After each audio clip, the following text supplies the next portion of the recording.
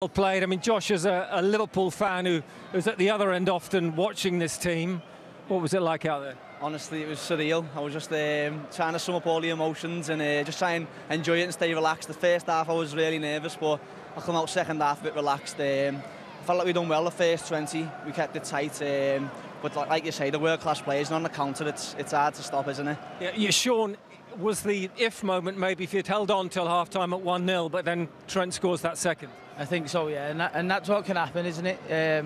World-class players like that, like Trent, and he's just smack one in the top corner. But I don't think we were ourselves first half, but I did think that was going to happen with the nerves and the emotion of the occasion. But I think second half we performed a lot better, and we could have got back into it at a couple of shots, and Josh is at the bar. You certainly could have. I was going to say, 60, 70 tickets for family and friends, and you take aim, you think it's in? Yeah, honestly, I just maybe in another lifetime, but I just remember hitting it and thinking, please, please, please, and then I ended up falling over and never seeing him. But yeah, honestly, it was just amazing to be out here, and I enjoyed every minute. And what if Donald loved that chance, that header? He should have scored, shouldn't he? I wanted the assist, but no, I mean, we could have got back into the game, like I said, but it wasn't to be, and it was just an incredible moment for us all, and want to happen again now.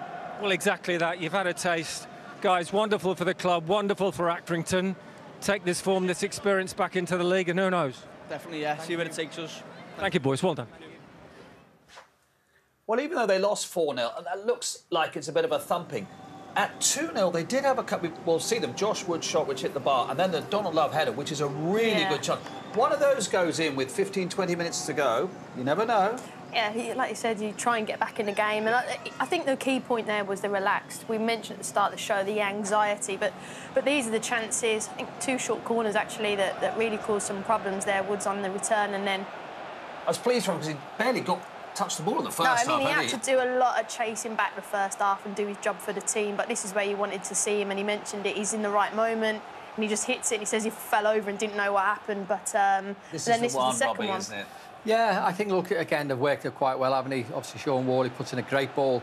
But for me, I think I don't think he times his jump really well. He gets there a little bit too late. It looks as though, yes, he should score, but he just jumps a little bit too late for me. He gets up a little bit higher and he hits it into basically an empty net, but he just doesn't jump high enough. How would you reflect upon it if you were an Accrington Stanley player? Just magic moment. Obviously, it's not the result, and you want to come here and try and progress. But at the end of the day, you're League Two. Some of the local lads there. We've spoken to Woods there, and what it means to the family, the friends, magical moments to play here at Anfield. You'll never forget that. And yeah, I think overall, it's a day I think for Accrington's a lot of good positives. I mean, if positives far outweigh the negatives. I mean, they've come here, they've put a good account of themselves. I mean, you mentioned yourself, Mark, it was 4-0, but they weren't embarrassed. And that's the good thing about the performance today. I think they all worked hard to man. I think they struggled when Liverpool started moving the ball a little bit better, a little bit quicker. But you'd expect that. You're playing against a team who are flying in Champions League, they're flying in the Premier League. I mean, Sean Worley mentioned they're playing against great players. But I thought his performance was very, very good. And I think, I mean, Liverpool won the game. But I think Sean Worley, for me, was close to being named man of the match.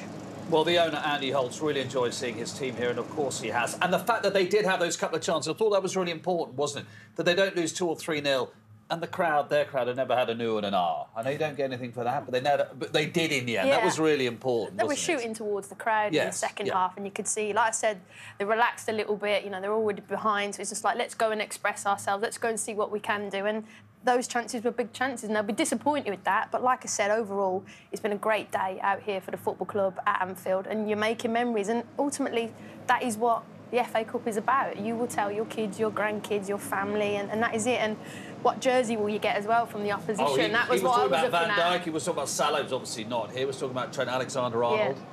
There'll be a rush now from the changing room, won't there? They'll be standing outside like the head teacher's office. Can I have a shirt, please? It's brilliant. And look, we talk about the romance of the FA Cup. We talk every cliche under the sun, but it is an unbelievable occasion. I mean, we mentioned at the top of the show how good the FA Cup is, you know, how mega it is for English football. You know, we talk about the manager coming in. That's his first FA Cup game. We talk about Chiesa getting his first goal here. Yeah. Jayden Dan's being. I mean, you mentioned yourself, Mark, off screen. You know, I think he's the first player since Jason McAteer. Yeah. His first 3 goals are all in the FA Cup. So there's lots of good stories, and even Accrington have a good story. They've lost the game, but they've got a little bit of money, and that money will help them stay and progress further up that league in that League Two. Yep. Some huge bonuses, though, you say, for Liverpool. With this, we're playing every 3 or 4 days now. Nottingham Forest of the league this week. The Chiesa finally has got a run and has got a goal. Jayden has come off the bench and scored. Ungamo has shown huge. It's the effort. He's a top player and had a few chances before his goal, but he's picking up a great position there, and it's difficult for Woods because he doesn't know whether to go out to him. You just think he's backed off, I'm going to take the strike. And like you mentioned, I think the celebration from the players and particularly from him, it has been difficult for him with his injuries. And even you're thinking maybe today would he start, but I think he's been ill the last few days. So for him to come on, get his goal, kind of calmness around him, great finish, and you want to see him now kick on for Liverpool because he'll be a key player at the back end of the season. What an option that is for Arne Slot. Brilliant from a Liverpool point of view, and I think that's what you want. You want your squad, you want your players, and you want your team to sort of come in when needed. And they've done that today. OK, it's Accrington Stanley. Let's not make a big song and dance over that, but they've come in, they've done a job, and the players have done well for Arne today. Absolutely. Let's hear from the Liverpool manager then. Here is Arne Slot with Gabriel Clark. If he does go, and it's Real Madrid, I'd like to see anybody turn Real Madrid down, if that is the case. Just say to the Liverpool fans here, he's been a great player. Enjoy him for the next 4 months. Yeah, look, I think that's the narrative if he does go. I think that's the narrative. He's won everything, and he wants to try and maybe do something else. People might sort of quash and argue with that, but he's done everything here at Liverpool. I mean, I obviously love seeing him here. I hope he stays. We don't really know what's going to happen. I want him to remain a Liverpool player because I want Liverpool to have the best players. And, you know, for all Trent's arguments, people saying about him, he's a world-class player. Yeah. Genuinely is a wonderful player, and we want him to stay here. Who knows what will happen? Yeah, and we saw with a world-class finish today. Yeah, I mean, it was brilliant when you give him time and space and great touch, and then, as you mentioned as well, no backlift quality. You can analyse it all you want, but when it's Trent, he's world-class, and he's a world-class finish. Absolutely. Thank you very much, both of you. Enjoyed that very much. Turn over to ITV4 now. Ed Chamberlain and the team bring you the racing that has survived the big freeze today. So racing from Fosslas, Chelmsford, Newcastle and Fairyhouse. And if you like racing in your cars, ITVX has the second race in the Formula E season from Mexico. That is in an hour at 3:30. No surprise here at Anfield, but who knows what will happen in the morning at Tamworth. Join us at 11:45 for that from the Lamb Ground. Bye for now.